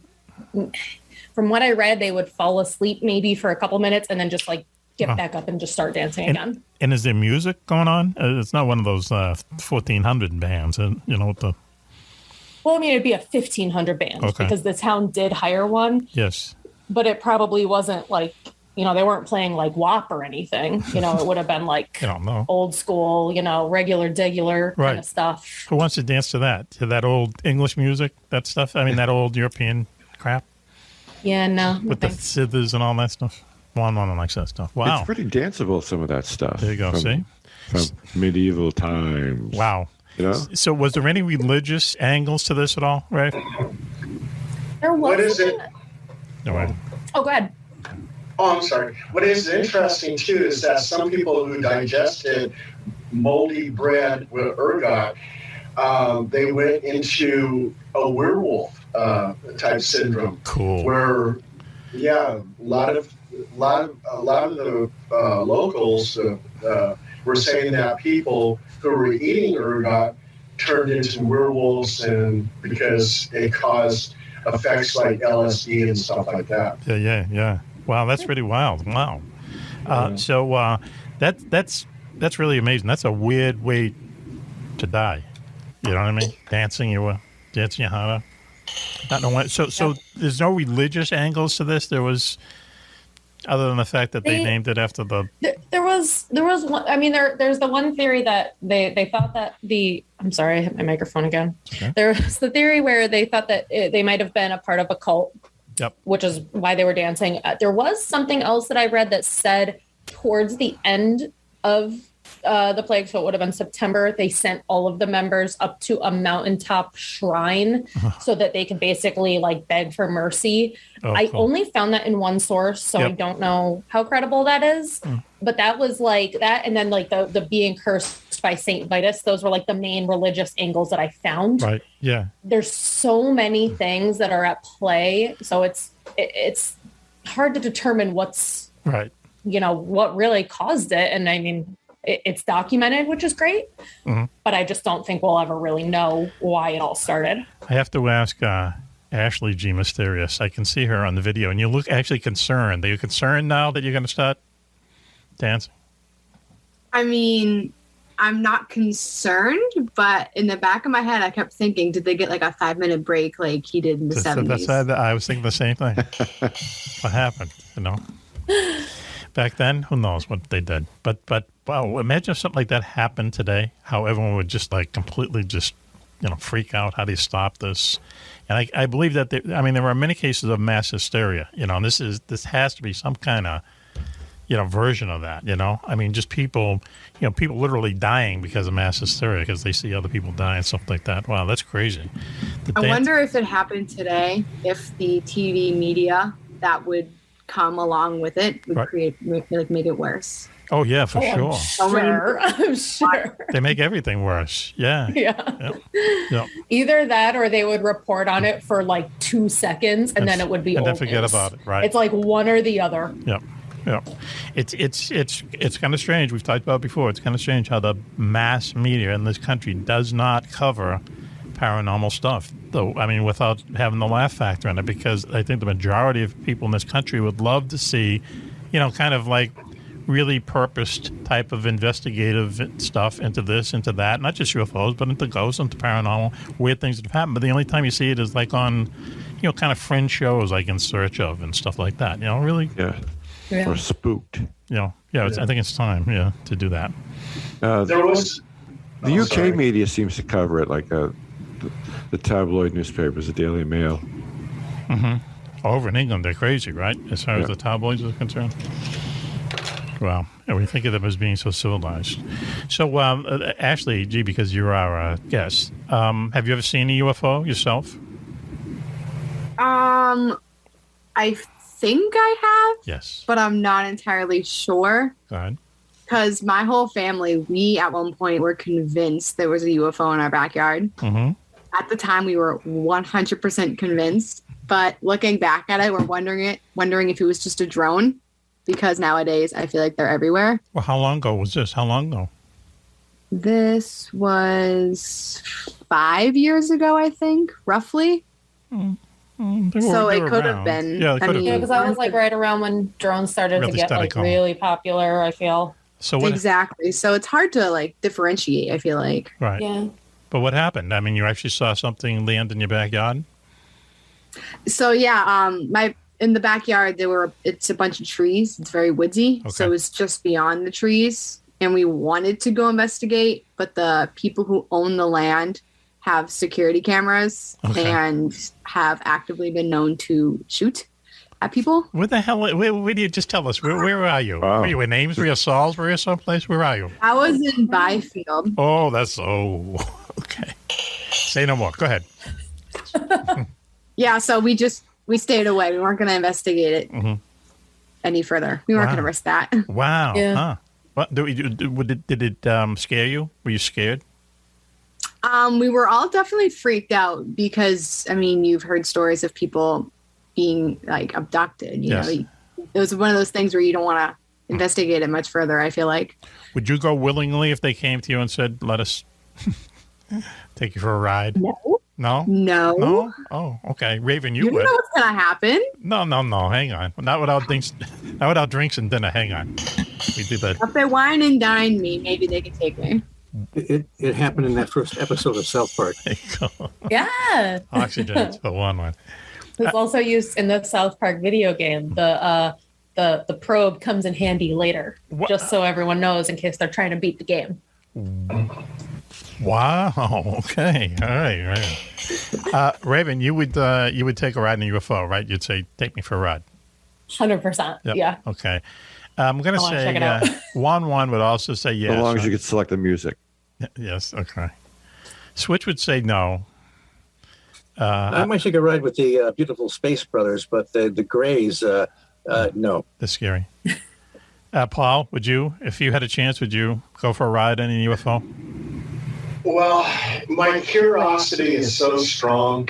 Even though I would be scared of being probed, I would still walk on that ship because I have to find out what's going on. Keeps coming up. But yeah, like the curiosity will. It definitely outweighs the negative, I feel. Listen. How bad can it be being probed? Come on. Give it some thought. Yeah, there's our bumper. Maybe they'll knock you out, honestly. They have something. No. Yeah, I would probably just turn around and say, let's get it over with, and then give me some answers. Wow. Okay. Okay. I'm Before saying the Greys showed up, we had a pretty good variety of aliens on the planet, you know? I just want to go on the record and say Mack That's is back when saying, aliens were cool. Now, No. you know, you seen one Grey, you seen them all. I wonder if there are anyone out there kind of like the Coneheads, the movie. Coneheads? Oh, Sure. They're all in France. So another thing we saw like in the news this week is that, and this is actually a pretty good idea, there's a bunch of scientists, and we're always saying, why don't scientists take UFOs more seriously? But it does seem, just in the past year with all the kind of disclosures, possible disclosures by the government, scientists are getting a little bit more into it. You know, this guy who came up with this idea that, you know, we can await for hostile civilizations from outer space to invade us and so on. But what they're doing is that they've taken a whole library full of old UFO photographs, okay? And there's a lot of really weird photographs taken in the 50s, mostly in the 50s. And they're just going over them with modern day technology to see if they can find things on them that just are unearthly, if you know what I mean, you know? Like back then, you couldn't do the kind of photo analysis you can do now. And one of the ones that they're really, I don't want to use the word probing tonight, but in the early 50s, Switch will know this, there was for 3 weekends in a row in Washington, D.C., UFOs showed up over the White House, over the Pentagon, over the Capitol building, and over some of the airports that are down there. And it was like really a big deal. And it led to a lot of different things having to do with hiding what the U.S. government knows about UFOs, mostly because so many people saw it that they called the White House and they called the Pentagon and they jammed up the phone lines. And the CIA said, you know, the Russians could just do one of these things as a hoax. They jam up our lines and then, you know, bada boom, right? Did you ever hear that, Paul? Ever hear that theory, Paul? You should know. Yeah, I've heard that. Yeah, I've heard that theory. And that's why we're always like afraid, and that's why we're always, you know, treating UFOs as like a laughing matter or something like that. They went out of their ways to kind of make it, you know, kind of like the cuckoo factor. But so they have film, but they have a lot of black and white photographs that the military took too, but just regular people took too, and they're going to just blow them up. And it's going to be strange if they start to see these things like on the, you know, I mean, try to figure out how these things work, how they flew.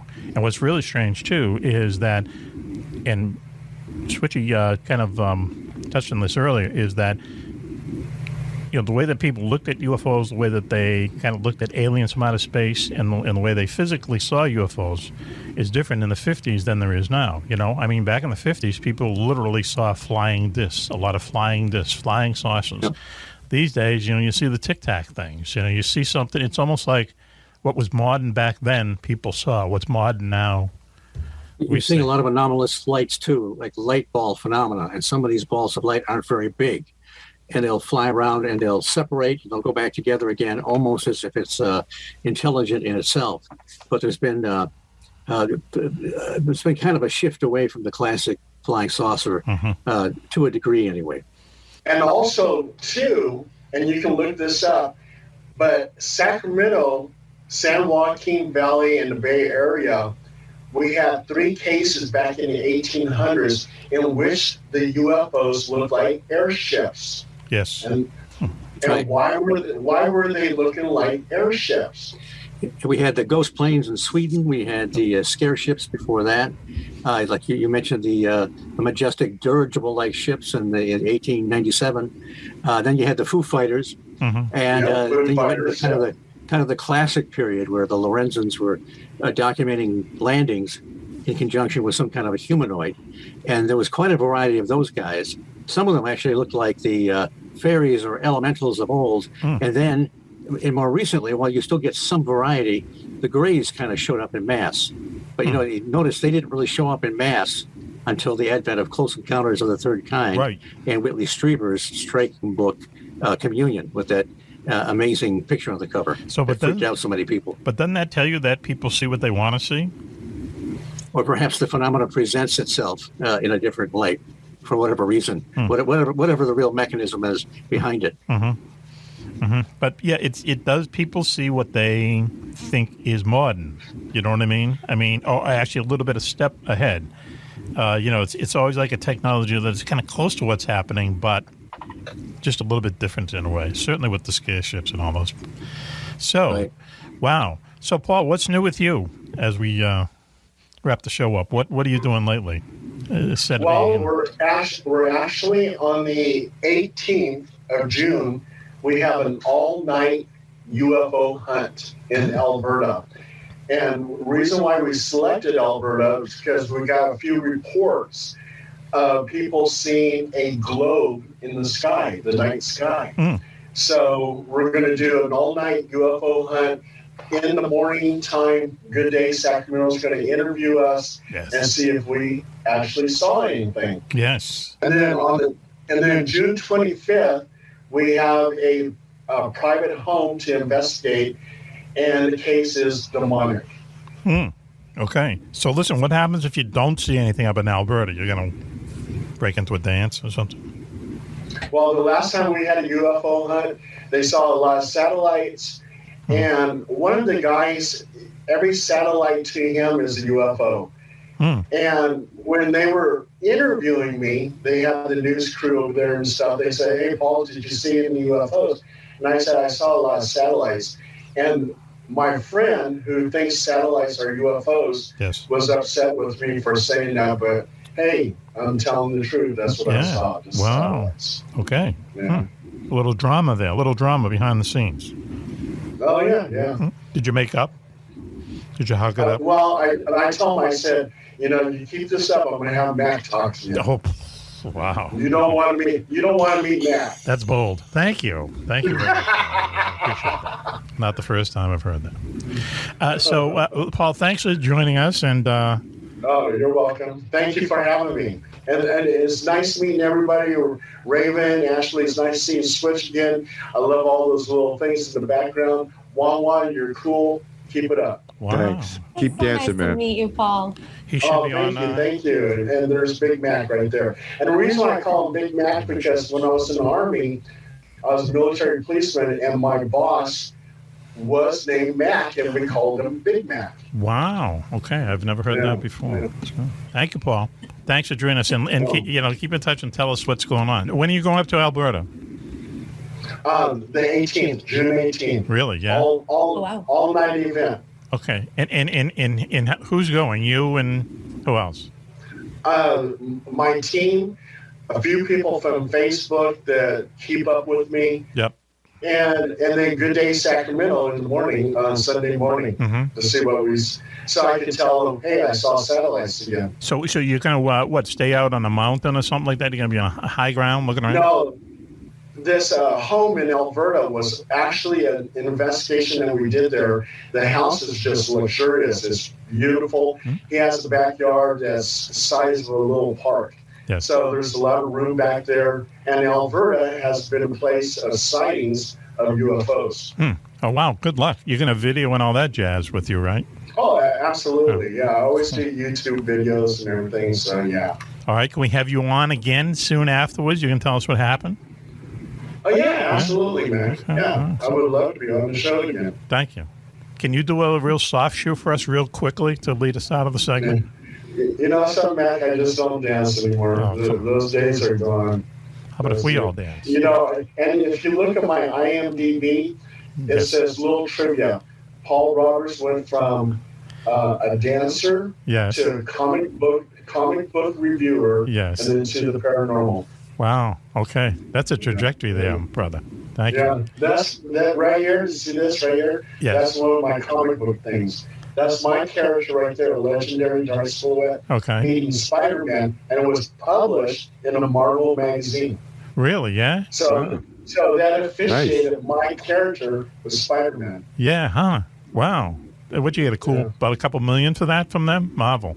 Throwing the money around. No? Yeah. I mean, they didn't pay me, but it was just what an honor to have my character in the Marvel universe. Yeah. You're part of the universe, right? Do you go and see all those movies? You like those movies? Oh, absolutely. Do you? Absolutely. I love Marvel over DC.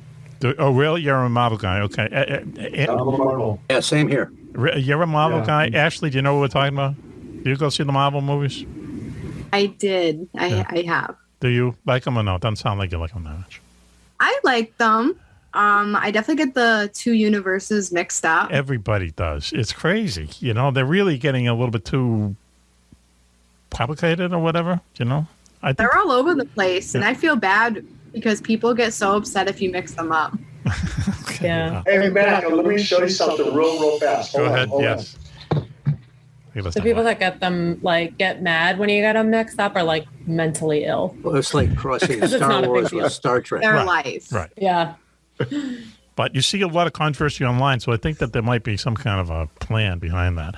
Wow, cool. What's that, cover? That's my one and only comic book I ever published. What's it called? The legendary Dark Silhouette. And this is the guy that is shaking hands with Spider-Man. Oh, right. Okay, cool. Wow, man. Paul. So you get a lot of FaceTime on the media. You are. Yeah, the guy's plugged in. Yeah, you are plugged in. All right.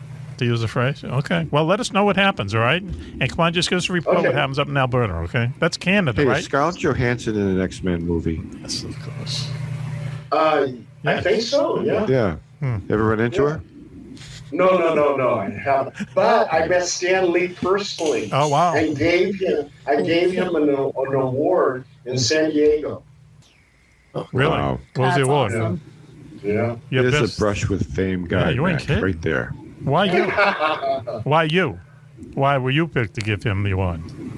Oh, because the award came from, at the time I was publishing a comic book newsletter called People's Comic Book Newsletter, and we did a Stan Lee tribute. Yep. And so we placed it as like an award. Yes. And we gave it to him, and he was very happy. He really? goes, why did I deserve this? I said, because you're Stan Lee. He came. That's why. He came right to you. He came to your award ceremony. You're the man. You're the man. He came to your award ceremony. He was not a. No. Not a he diva. was at the San Diego International Comic Con. Nice. That was 1997. Wow. Interesting, Steve. Yeah. Well, once again, Paul, thanks for joining us. We really appreciate it. We'll talk to you soon. Oh, fantastic. And please tell your nice model. Seeing you again, Mac. Please tell your model wife she's welcome on any time. See, always with the laugh. He never says, okay. Oh, my God. Right. Thank you very much. We appreciate it. Thank you, Paul. Thank you. Thanks. Ashley, it's time to say goodnight. Thanks for joining us. Thank you for having me. Please. I've had a blast. No, you don't have to. You don't have to be like that. Don't be nice to us. We like tough love. She's genuine. She definitely did have You a think blast. so? I could tell. Yeah. Okay. I could see it in her face. Yeah. I like the support. I really do. Okay. I wouldn't have stayed on so long if I didn't have a good time. Okay. Right. That's good. Yeah. If she didn't like it, she would have yeeted out of here. She would have. That's true. Switchy, am I right? Switchy wants you. All right. Out the window, into the UFO, and out the universe. Exactly. She would have yeeted onto a UFO. Okay. Never to be seen again. No, don't say that. So if you come upon any of your haunted houses that you're going to sell or want to sell or anything like that, let us know, okay? We'd love to hear Absolutely, I will. Okay. Thank you, Ashley. And Ashley G. Mysterious. I love that. all three of them together. Ashley, what if you need a cleansing or an identification of what might be going on, just to clear the air? We could have somebody on staff that might help you out with that, to sense the vibe of the property. Bring some sage, walk around. Really, with the sage? Do that. It looks like his camera's haunted. Yeah. As soon as I mentioned Bob, this camera went offline. No, it just fell down. I just took it down. Okay. Weird stuff goes on here. I hate to say it, but it does. Better sage it with lemon Ever pledge. since you started talking about the paranormals, Right. something happened. Well, we had a ghost hunter in here probably a month and a half ago. And she's walking around up here. We know she's a friend of the show. Everything was good. And then she went downstairs to the basement here. And I just remember she just stopped and went, uh-oh. And I went, okay. Tell me about it when you come back up. Everything down there was off to her. You know, That's when you yeeted out of the room. Yeah. Yeah, it's kind of weird being down there with her. And then when she says, every time you look in this big studio, like I said before, it always seems like there's a shadow. Something's going on in there. And, yeah, so anyway. Well, thank you, Ashley, for joining us. We really appreciate it. If we ever want to buy a house, we know who to come to, right? Absolutely. It was great to meet everyone. How long have you been doing this? Thank you, Ashley. Just one more thing, and hang around to the end of the show. But how long have you been doing this? How long have you been in the real estate game?